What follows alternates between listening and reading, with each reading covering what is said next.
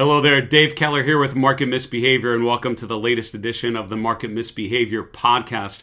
Our goal with this podcast is to sit down with top market practitioners, investors, money managers, traders, technical analysts, market strategists, all of the above and beyond, to understand what they're seeing and hearing about the current market environment, how they're applying the technical and behavioral toolkit to better understand the world around them, and really to just illuminate the markets through the lens of different top investors. Today I want to share with you a conversation I had recently with Peter Schiff. Peter is probably a known name and face to many of you. I know as he was talking at the conference, a lot of heads would immediately turn because he's in the media often. He is a successful money manager. He runs Euro-Pacific Asset Management, has spent a lot of his time arguing against the trajectory of the dollar, the debasement or the devaluation of the U.S. dollar, and arguing for looking outside the U.S. and at precious metals in particular as potential areas of opportunity. I had a great conversation with Peter. We talked about sort of the macro environment and really talked about that debasement of the dollar, how, why this bull market doesn't feel good. I think Peter's first answer to my first question, I think will help make it make a lot of sense to a lot of us that have been struggling with why it doesn't feel so good. We talked particularly about debt-fueled bull markets, and Peter's written books on this topic, and we talked particularly about how that might end, and I would say the answer is it doesn't end very well. But you talk about how, basically admitting you have a problem as an economy is a good starting point, and that it probably could lead to some healthy changes. We also talked about gold and precious metals, why they can make sense versus parking your money in as cash in dollars. We talked about China, which has been a volatile market environment with a lot of potential stimulus and such from the Chinese government. Talk about just the general idea of exposure outside the U.S. versus inside the U.S. and why some of those markets that have not been doing as well relative to the U.S. could stand to outperform. Talked a little bit about the election season here heating up going into the November elections, what a Harris versus Trump presidency could mean for his portfolio and for your investments. And finally, risk management and what it means. And I thought his comments about how to manage risk by just thinking about the bets you're making and thinking about where you're parking your capital, thought was really, really eye-opening. Please enjoy a very enjoyable and action-packed discussion with Peter Schiff of Euro-Pacific Asset Management. All right, everyone. Dave Keller here with Market Misbehavior. Pleasure to sit down now with Peter Schiff of Euro-Pacific Asset Management. Peter, thanks so much for joining me. I appreciate it. Oh, my pleasure. Thanks for inviting me on your podcast. It's an interesting time to be doing this, the Money Show event where we're broadcasting from, and just thinking about the market conditions. Yeah. As you observe this sort of environment with so many macro challenges or potential negative themes, but the market remaining resilient, where's your head at in terms of assessing the conditions now? Are there reasons to be confident, reasons to be skeptical, little of both in your view? Well, no, I'm very skeptical. Yeah. But I do believe that the markets are headed higher, but I don't think that's going to be a consolation, because I think the cost of living will outpace the markets. I think there's certainly a lot of speculation going on in the markets now, especially if you look at some of the names that that are still going up. Yeah. But I think really what we're seeing is the debasement of fiat currencies, and so as money loses value, you need more of it to buy everything, and that would include stocks. Yeah. And so it's not so much that the stock market is going up, it's just the value of the dollar is going down. And the best way to see that is in gold, which, this is the Money Show, and gold is real money. Yeah. And gold's at a record high today. It's almost $2,700 an ounce. But what that really says, it's not the price of gold, it's just how many dollars do you need to buy it. And you need $2,700. But when the country was first founded, and for the first 125 years before we had a Federal Reserve, you only needed $20 to buy an ounce of gold. And as late as 1970, you could buy an ounce of gold with just $35. Right. Now you need $2,700. Gold is the same. It's no different now than it was in 1898. Right. 1789, rather. It's the dollar that's different. The dollar doesn't buy as much because there's so many more of them. And so I think that's going to continue. And in fact, even in recent history, if you take a look at this century, millennia, starting in 2001, January 1st, and I was at the money show that year, but gold was about $270 an ounce. Right. And the Dow was a little over 10,000. Yeah. And so, the Dow is 40,000 now. Hey, it's gone up 4 times. Yeah. Gold has gone up more than 8 times during the same time period. So what does that tell you? Or did the Dow really go up? Or did the dollar go down? Gold is telling you it's the dollar that went down. Right, and even in the current market environment, you look at the S&P in gold terms versus in regular dollar terms. Totally different chart in 2024. I mean, it's well below it's going highs, down. Right? Yeah, I mean, it's way below, and I think it's headed a lot lower. Yeah, that is the problem. But in nominal terms, I think it's going to keep going up. But that doesn't mean it's going to go up in a straight line, and there can't be some big sell-offs. I mean, there probably will be. But ironically, too, every time the markets do sell off, the Fed is going to come back and print even more money to try to stop it because they're very focused on asset prices. Yeah. That's part of why they create inflation, is to keep asset prices from falling. And so the value of the dollar falls instead. And it's just an illusion that they create. People think they're richer. And of course, then you get a raise. Your pay goes up, right? Everybody's making more money. Everybody's stock portfolio is worth more, and everybody thinks they're doing great. But meanwhile, they got 3 jobs now to try to, put groceries on the table or pay the rent. Yeah. The economy is lousy because inflation just creates an illusion. But the reality is what people have to live in. You've written a number of books about sort of debt-fueled bull markets, the challenges of artificially inflating asset prices. It's hard to debate that that's not happening in a very big way recently. How does that end? I know, a lot of people are worried about the outstanding or incredible amount of debt, but how does that end? I mean, what's that event that causes that to change where all of a sudden we wake up and realize this was a really bad idea? Yeah, well, it doesn't end well. There's a couple of bad ways it can end. There's no good way, right? Other than thinking that, well, it's good. Like if you're, a drug addict or an alcoholic, and like you finally admit your problem, and you go through like rehab and withdrawal, right? It's not good, but it's good that you've like, okay, finally I'm going to get healthy. Right. So the only good thing about the way this is going to end is that it could be the catalyst for a positive change. Yep. But in order to get there, a lot of pain economically for a lot of people, austerity, so bad things have to happen before good things can eventually happen later. Yeah. But either it's going to end in hyperinflation. I was at my booth, somebody gave me a gift of a $10 trillion Zimbabwe dollar.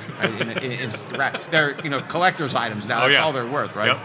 But I pointed out to him that at one point, the Zimbabwe dollar was pegged 1-to-1 with the U.S. dollar. That's right. Yep. And then that's a $10 trillion note. So hyperinflation is obviously one way that it can end, which is the worst possible way. Yep. The other way is we stop hyperinflation, but that means we have a complete crash in the stock market, the real estate market, the bond market. Government has to slash spending. People are told you're not going to get your Social Security, you're not going to get your Medicare, you're not going to get your government pension, right?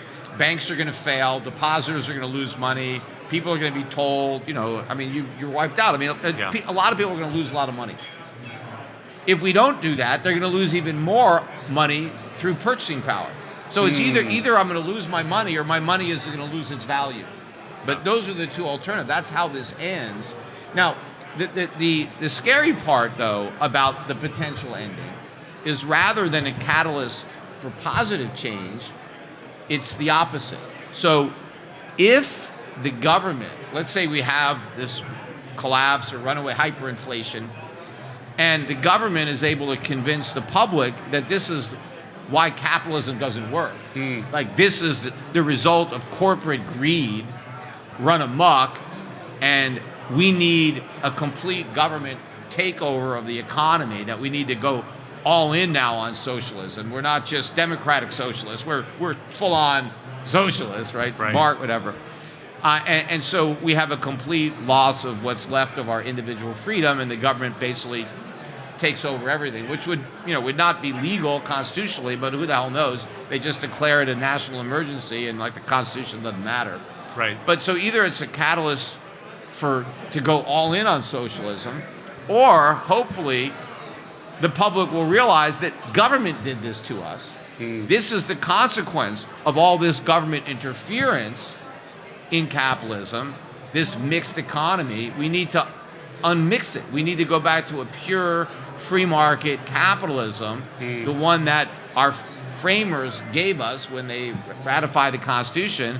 Go back to what made America great, not what destroyed it. And if we can end up, going back to sound money and fiscal responsibility and cut regulations and cut government spending, so then, it could end up being a positive in the long run. Right. But I know another part of what you do, you have Europe Pacific Asset Management. Schiff Gold is another part of that, where you're looking at precious metals. We talked about the strength in gold.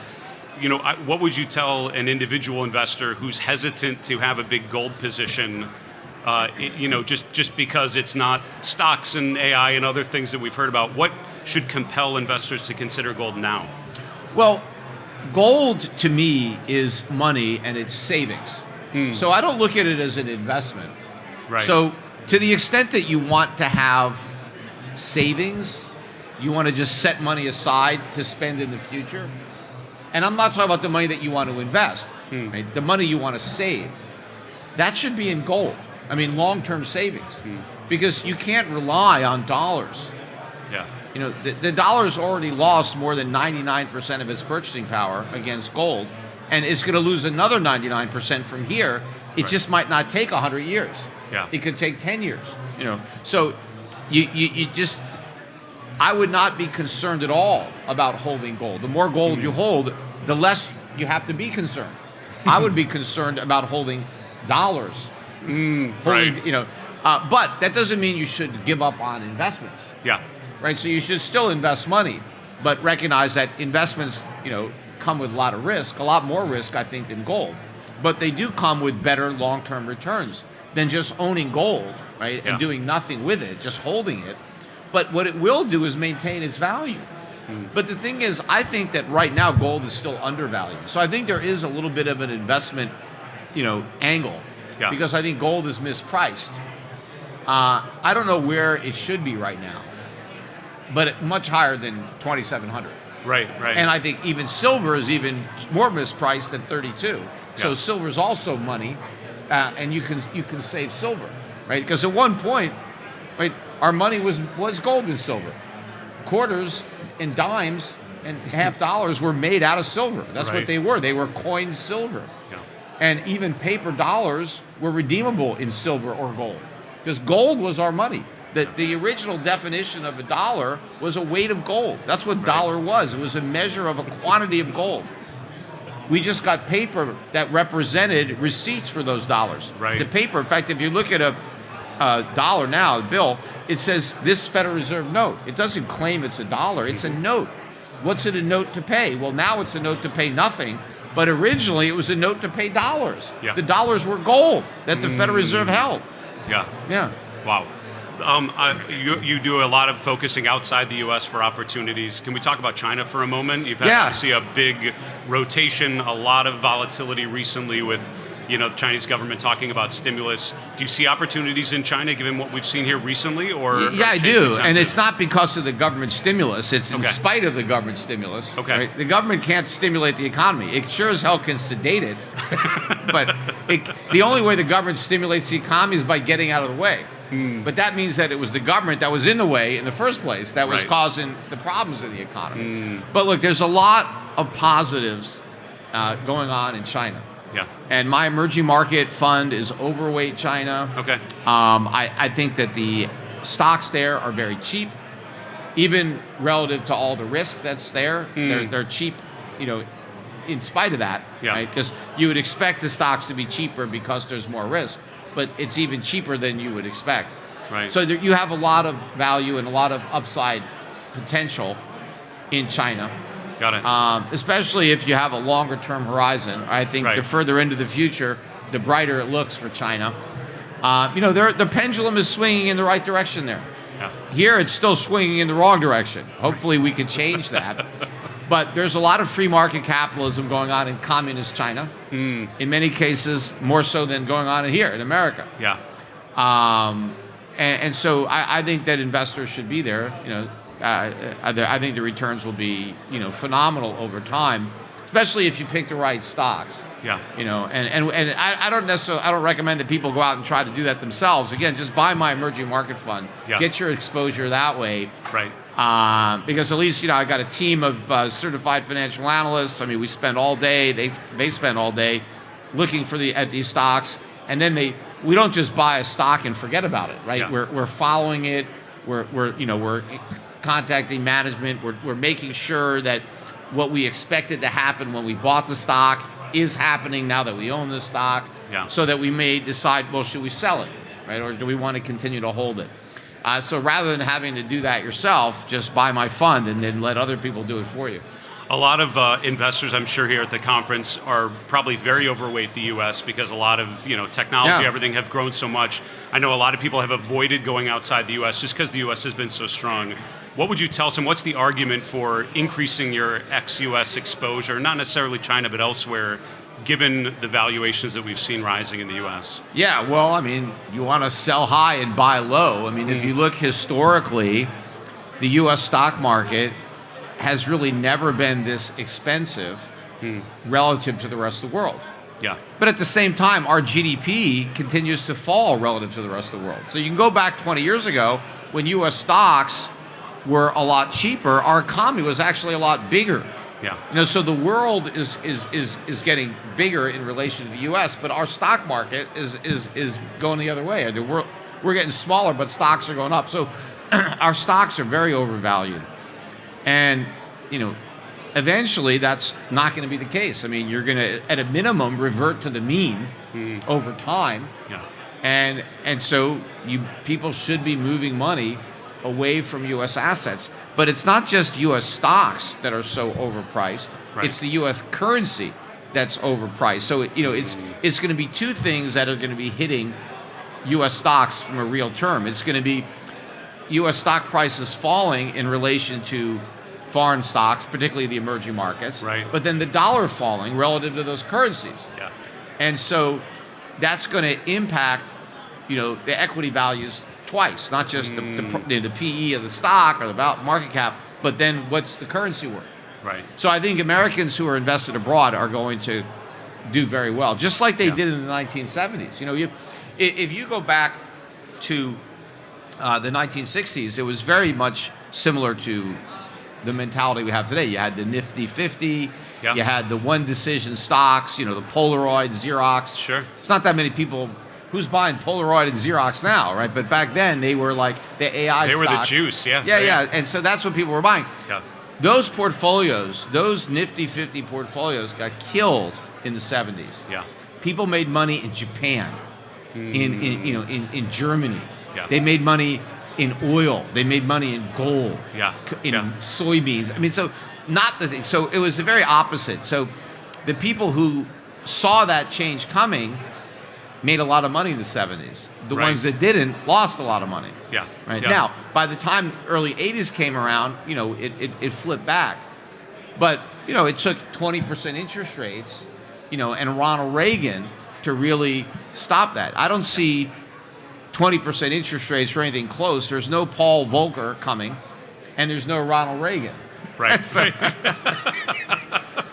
So I've been trying to avoid a political discussion. I've not been particularly successful at doing that, but I'd love to think with a contentious sort of election season, looking forward to 2025, which, that first year of a new administration usually is not particularly good for stocks. Yeah. How do you sort of price in those potential outcomes, and how do you protect yourself going into next year, given the uncertainty here? Yeah, well, I think either outcome is more inflation. I mean, neither candidate is going to do what it takes to cut government spending. Right. Donald Trump at least talks about it, but talk is cheap. I mean, he talked about it, and in his first term, he did the opposite. Government. But, I mean, if I was going to be just concerned about my investments, I think Kamala Harris is better for my strategy and for me personally, because I think we could have even more inflation under her administration and an even weaker economy, which is very good for gold, very bad for the dollar. Right. But as an American, I'd prefer Trump. I mean, as an American, I'd prefer Ron Paul or, there are a lot of other people that if I could pick the president, I wouldn't pick Donald Trump. Right. But I would pick him over Kamala Harris. And so as an American and as a father of other Americans, I want Trump to win, even though I think I'll make more money under Harris. The one thing at least I know is I live in Puerto Rico, so even if Harris jacks up taxes, it ain't going to affect me personally because she can't. I'm in Puerto Rico. But it does affect other people. But again, the number one tax is inflation, and it's going to be much higher regardless of who wins the election. But I think that people need to diversify. Yeah. There may be a bounce. In fact, I think one of the reasons the markets have been strong of late is because Trump has gained in the polls, and I think investors recognize that a second Trump term is better than a second Harris term. But at some point, I think the markets will roll over, certainly in real terms, as inflation picks up and the dollar loses value. Last question, Peter. How do you think about risk management, given all the uncertainty, given all the instability, the conditions you mentioned, which are possible? What does risk management mean for you as you're managing your funds and thinking about allocations? Yeah, I mean, look, we manage risk. I don't chase momentum stocks. I mean, that's where a lot of the risk is, when you're buying an expensive stock and you hope it keeps getting more expensive. Right. Or it's even a greater fool theory where, like cryptocurrencies, where I'm going to buy it because I hope a greater fool pays more. Yeah. The risk is that you're the last fool and they don't. So we try to mitigate risk by doing our homework and buying undervalued stocks at low PEs that have high dividends. So we have a lot of margin for error. Yeah. People that are buying a lot of these momentum stocks, there is no room for error. They miss their earnings by a tiny amount and the stock is down 30%, on the open. Yeah. So, we buy stocks where people expect bad news, right? It's value investing. So if you get bad news, all right, so the surprises are to the upside, right? Right. So but, the big risk, too, that people have to look at is the risk of the dollar going down. Even if you're an American, that's your purchasing power, and inflation. And I think my strategies mitigate that risk.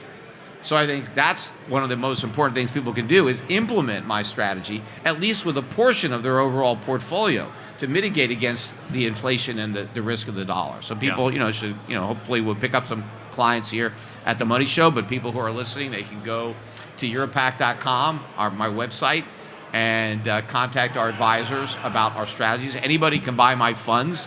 My mutual funds all have a no-load ticker, and you can buy them at any discount brokerage firm. You can find out information about my funds on Europac.com website, and then you go buy them at Schwab or Fidelity or wherever you do your business. Right. But I've got an emerging market fund, I've got a gold fund, an international value fund, international dividend payer fund, and an international bond fund.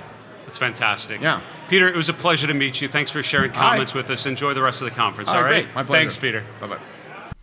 So I hope you enjoyed my conversation with Peter Schiff. Again, Peter's a smart guy, a successful money manager, and what a great opportunity to sit down with someone like Peter to just think about all these different macro influences. I wish I could have gone on for hours, and hopefully I'll be able to get Peter back on the show at some point to continue digging into some of those conversations, and as the world changes, get his perspective. I thought, again, going back to his first comment, just about the dollar debasement, it's one of those classic realities of this market, right? When the market's going higher, you think it would feel very good. But this is one particular time here in late 2024 where the bull market of 2024 has not felt as good as you would think it would. And I would say inflationary pressures are a big part of that. Certainly the value of the dollar going down, or what we call the dollar debasement, being a huge part of that. So, while the market's going up and while your investments are worth more, what you can actually do with those dollars you're earning is just going down a little bit. And I think that argument for precious metals, the resilience of gold, and as a store of value versus the dollar,